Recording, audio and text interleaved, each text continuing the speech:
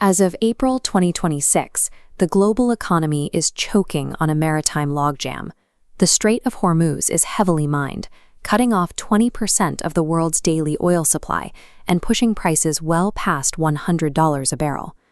Back in Washington, the political machinery is paralyzed.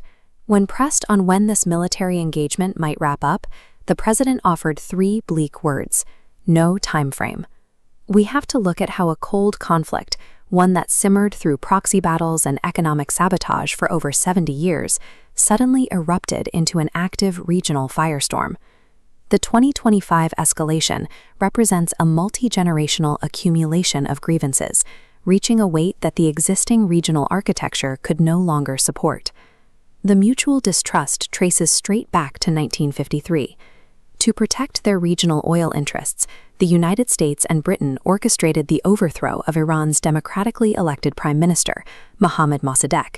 26 years later, the Islamic Revolution severed ties completely, culminating in 52 American diplomats being held hostage for 444 days inside the U.S. Embassy in Tehran.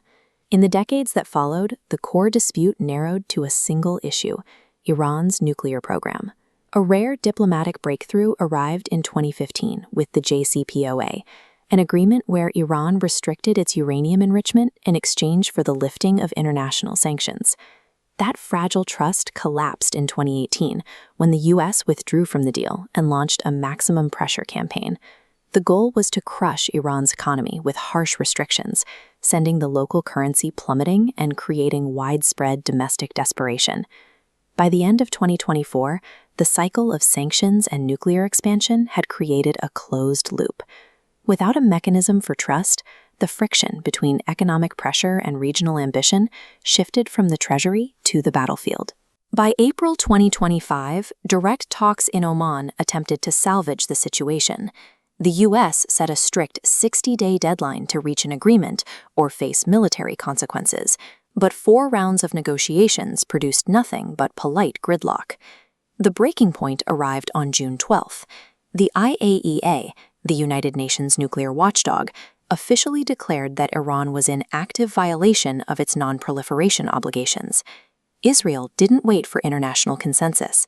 The very next day, they launched preemptive strikes across Iran, targeting missile factories and assassinating key nuclear scientists in what became known as the 12-Day War. The Israeli offensive caused massive damage, but it missed the most crucial target. This left Washington staring down a highly agitated adversary that still retained its core nuclear capabilities. This satellite image shows the Fordo nuclear facility. Israel couldn't destroy it because the critical infrastructure is buried beneath hundreds of meters of solid rock, right inside a mountain. Penetrating that much rock requires a specific tool, the American GBU-57 bunker buster bomb, and the only aircraft on Earth capable of delivering it is the B-2 stealth bomber.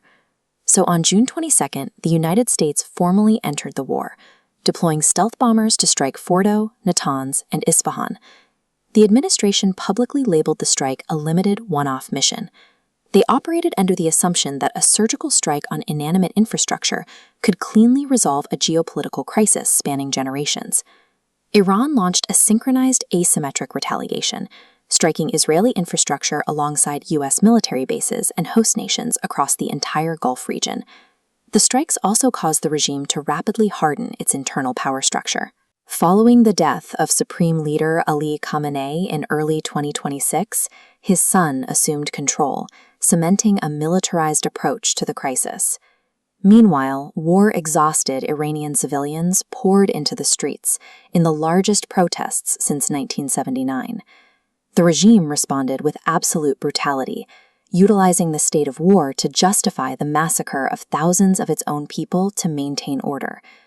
The administration's strategy banked on a technological decapitation, assuming the loss of nuclear facilities would force the regime into a submissive retreat. Instead, the surviving leadership utilized the external threat to justify a domestic state of emergency, turning the chaos of the strikes into a mandate for total, desperate warfare. And right now, we are stuck in a massive logistical nightmare. Even if a peace treaty were signed tomorrow, the Pentagon estimates it will take a full 6 months just to clear the naval mines from the Strait of Hormuz. Reaching a ceasefire requires 3 conditions. Iran agrees to a verified nuclear framework, the US provides sanctions relief, and proxies like the Houthis stand down. But each condition relies entirely on the other 2 happening first. The diplomatic machine is permanently jammed. Wars of opportunity against entrenched adversaries do not have clean endings. The idea of a limited strike was a complete fallacy. It only succeeded in taking a cold 70-year diplomatic stalemate and turning it into a permanent, bloody reality.